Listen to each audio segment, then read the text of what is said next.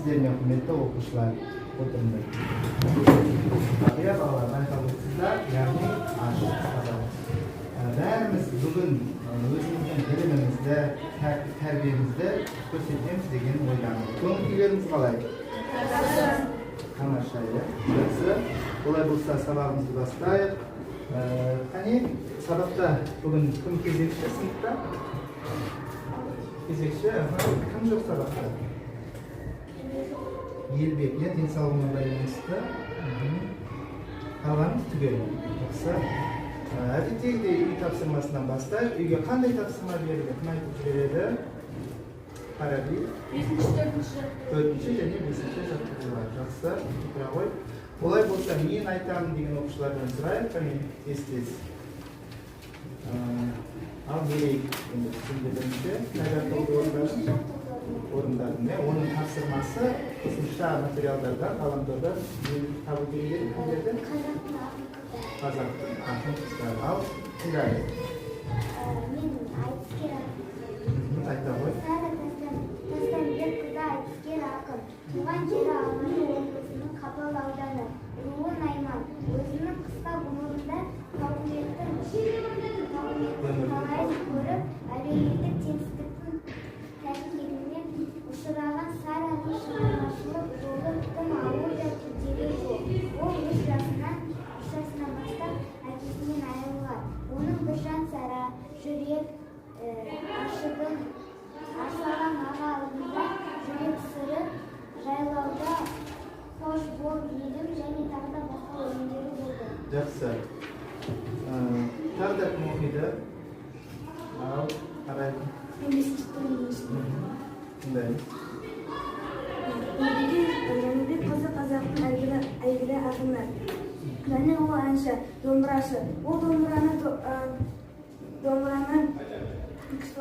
жақсы ойнайды.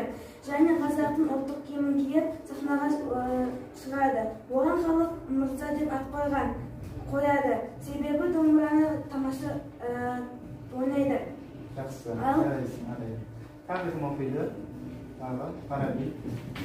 2 жаттығу архаизмде сәйгүлік. Яғни бізде мәтіннен архаизмге теріп жазу керек еді. Қане мұқият тыңдайық, дұрыс жаздың екен. Сәйгүлік. Сәйгүлік. Архаизмге жата ма? Сәйгүлік жата. Ол енді қайта енгенге жатады, иә, жақсы. Қаптау, жапан, күмісі жамбы, үміткерлер, шомық, тымақтар. Өзіңіз парталастарыңызды тексерейік үй жұмысын, тез-тез, иә?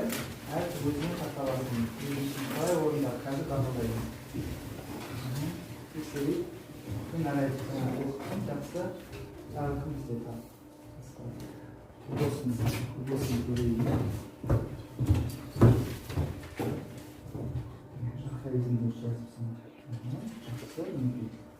Ал енді бас бармақпен бағалау керек, парталасыңызды үй жұмыстары бойынша. Бас бармақпен. Әркім өзінің жағындағы парталасын бағалайды. Кәне бас бармақпен. Жарайсың, бәрі. Орташа орындапты кейбіреулері. Көбісі дұрыс орындаған ба? Мына жақта бір орташалар өтеді. Жақсы, бәрі орындалған ғой үй жұмыстары? Жарайсыздар. Ал енді бізде байқап отырсыздар, қонақ келіп отыр. Келе ғой, мынау менің бұл да 6-шы А сыныбында оқиды, Бауырхан деген бала.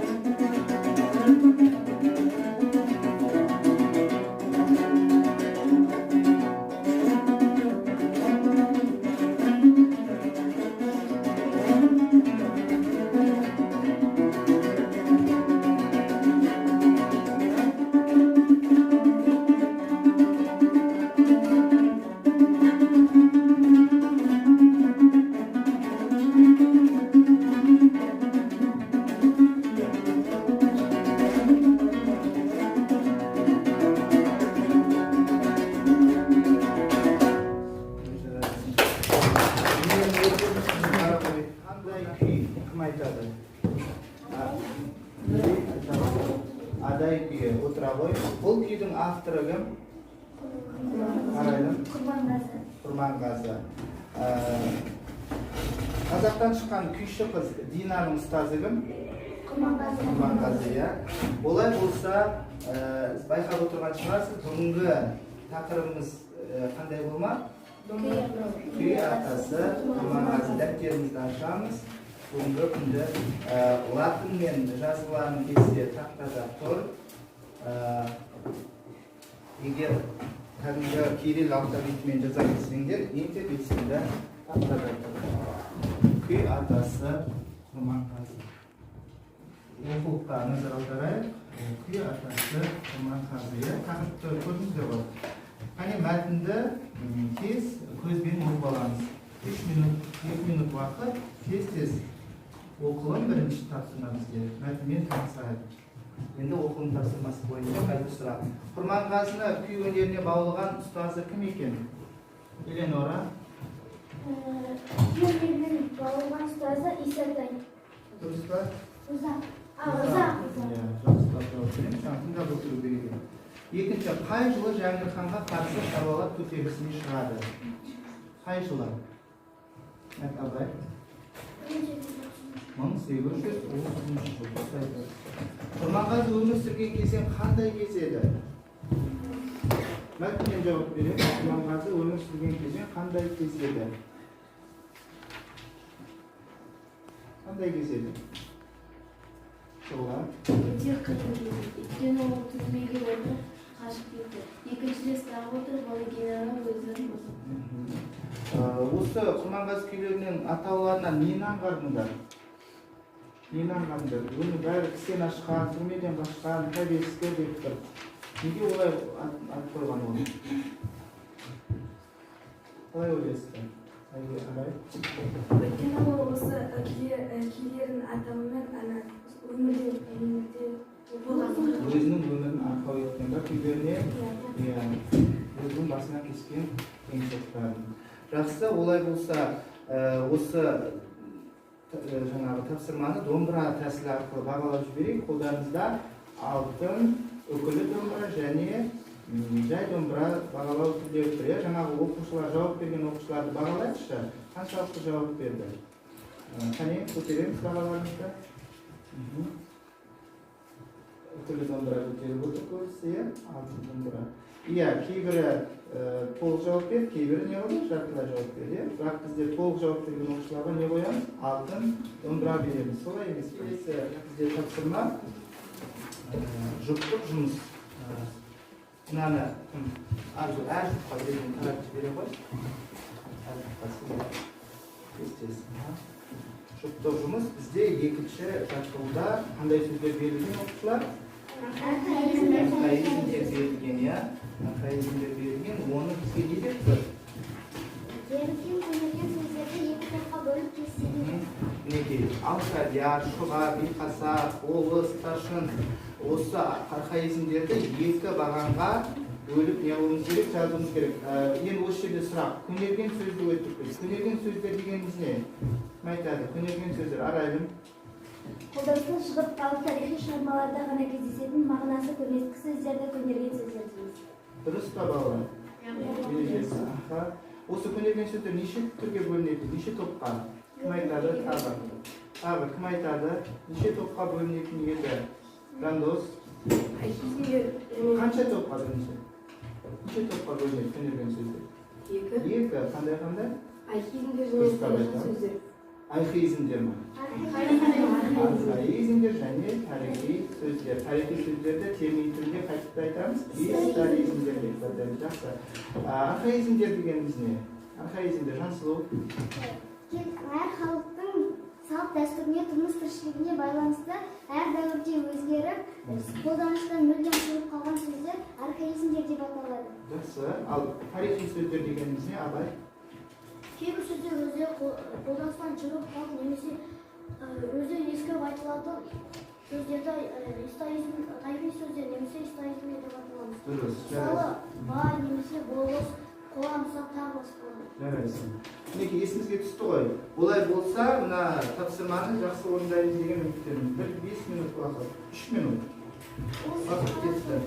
Қағазға жұптаса отырып, екі жұп ойласып орындарыңыздар. Оқып қағазға жазыңыздар. Ойласып жұптарыңыз керек.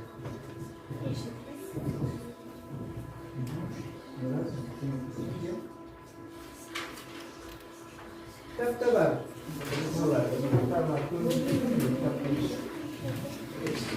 Сол сөздер екінші жат болу.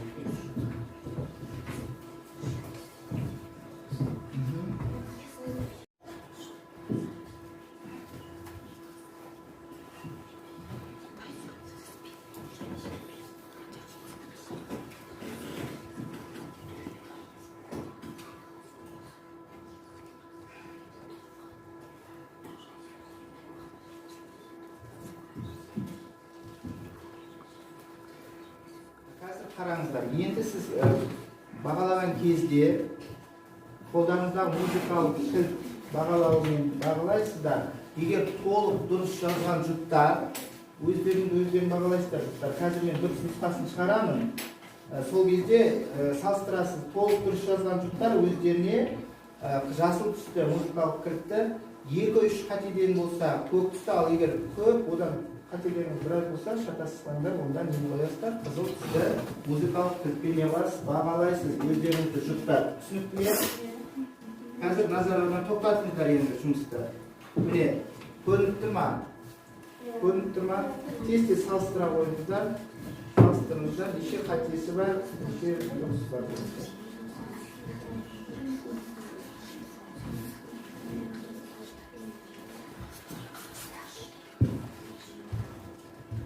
Салыстырдыққа онда әне бағалаймыздар. Өз-өзіңізді жұптар.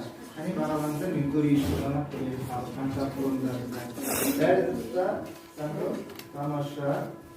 Сізде 2-3 қате бар, 2-3 қате бар. Жарайсыз, қолжымалықтық қоясыз. Сонда бізде шатасқан жұп жоқ болды. Солай ма, 2-3 қана қатеден бар ма оған? Жарайсыз.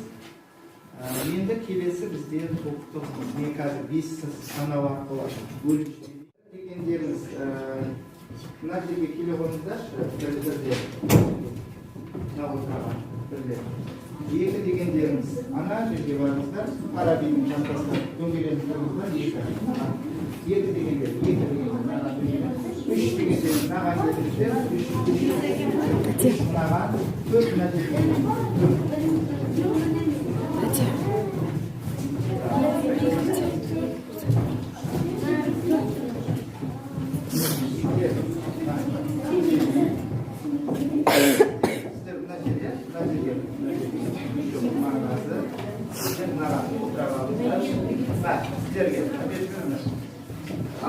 Алдарыңызға берілген отырсаңыз болады, жазушылар отырыңыздар, жазатын екі оқушы жазады.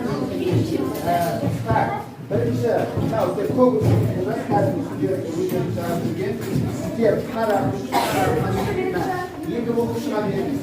Сіздер қызыл, сіздер жасыл алыңыз. Жасылмен жазасыздар. Қара, мен түсіндіріп жіберейінші, мен тыңдаңыз. Мына жерде бұлай екі бөліп алсын, екі оқушы топтағы, екеуі жаза берсін, жарай ма? Екі оқушы, біреуі есін жазсын, өмірін, тез-тез. Сіздерге бізден келіңдер деп айтқанбыз, осы сөз қылғаны. Бар ма? Көмекші құралдарыңыз бар ма? Жазатын? Жазыңдар. Тез-тез, 5 минут уақыт, тез-тез өмірбаян жазамыз. Екі оқушы жазады, екі оқушы асан, екі оқушы екі оқушыда орындаймыз. Сіздер айтып тұрыңыздар.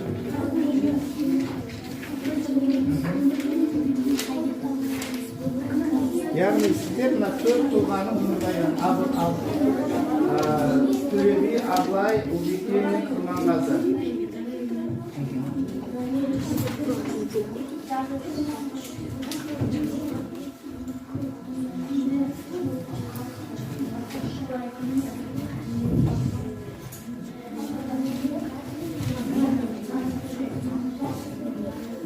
Тез-тез жазамыз.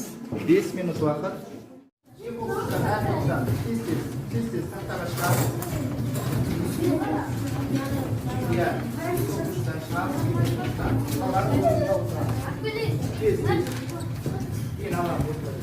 Al birinchi sizga kim edi? Sizga berdi, o'sha berdi, siz yaxshi ziyon yo'q. Bu yerda 1 2 birinchi top sizlarmi? 1 degan sizlar qo'ya, 2 kimdir? 2 deb bo'lingan kim edi? 2 sizlar ya, onda bir bastayım sizga kim berildi? Төлеби. Туған жері қазіргі Жамбыл облысы Шу өңірі.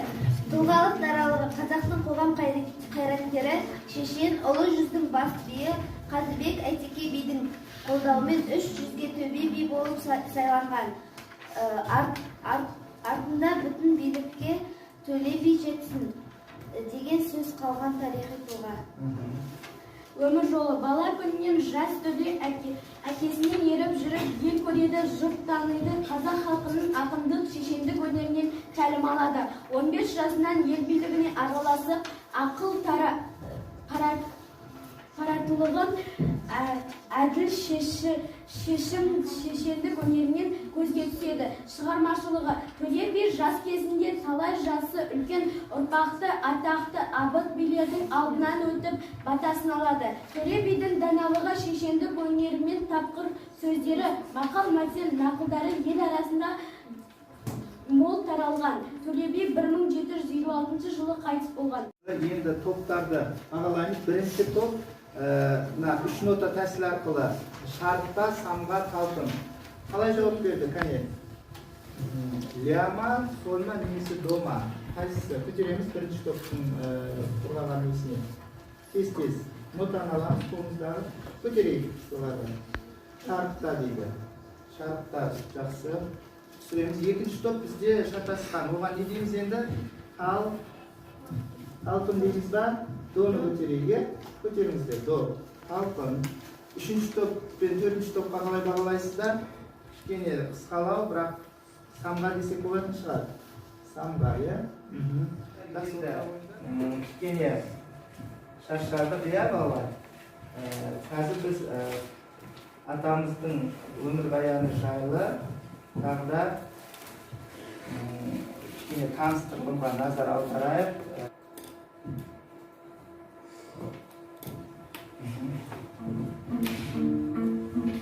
Мынау кісен ашқан күйі Құрманғазы. Мынау Құрманғазы мінекей. Ол жаңа айтқанда үйге келген екен. 40 шәкірті болған деседі. Ол жастайынан халық әндері мен күйлерін тыңдап өскен екен. Оның әкесі Сабырбайдың да музыкаға талабы болған. Енді жаңа айттық кім дедік? Оның шәкірті Дина Ізбейісова. Ұстазына арнап жігер күйін шығарған екен. Мынау бізде Құрманғазы атындағы оркестр. Мынау Ресей жеріндегі Астрахан облысы Павлодар ауданында Алтынжар ауылында кесенесі. Үлкен мавзолей орнатылған екен 96 жылы. Тұңғыш президентіміз Назарбаевтың тапсырмасымен мынау не мавзолей. Мынау Құрманғазы атамыздың несі мазары.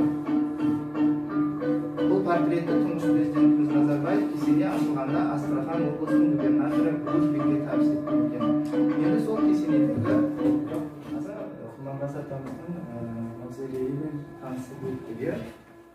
Енді кейбір байланысқа көшейік оқушылар. Алдарыңыздағы стикерлерге жазамыз. Бүгінгі сабақ туралы өз ойларыңызды жаза беріңіздер. Қалай болды, не қиын болды, не қызық, не құнды болды бүгінгі сабақта.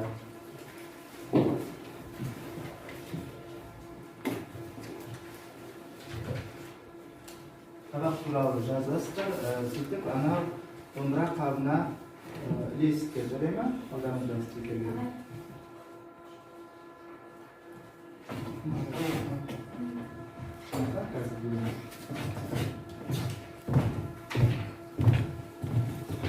Сабақта не қиын болды, не құнды, не қызық болды.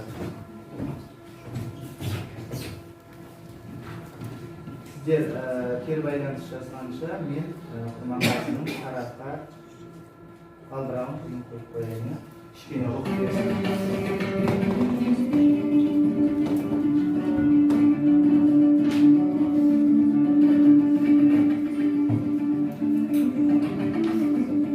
Бұл балдырауын күйі.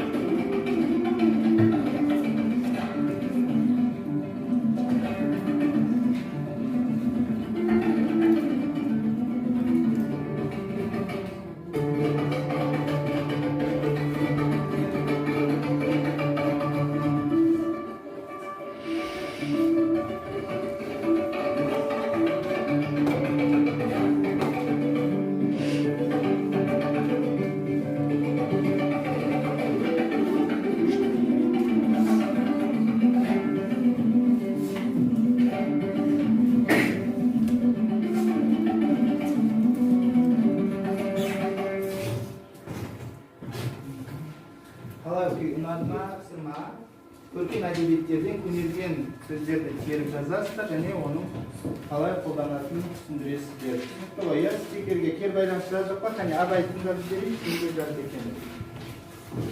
Бүгінгі сабақтан маған Маңғазы сияқты қазақ халқының ақын жазушыларының өмір баянымен таныстырады. Тағы да кім оқығысы келеді? Біздің кері байланыстың сабағы жайлы. Санжар не деп жазды екен? Маған бұл сабақ ұнады. Әсіресе Құрманғазы атамызды жақсы біліп, ол туралы көп естідік. Мен бұл сабақты өте жақсы түсіндім.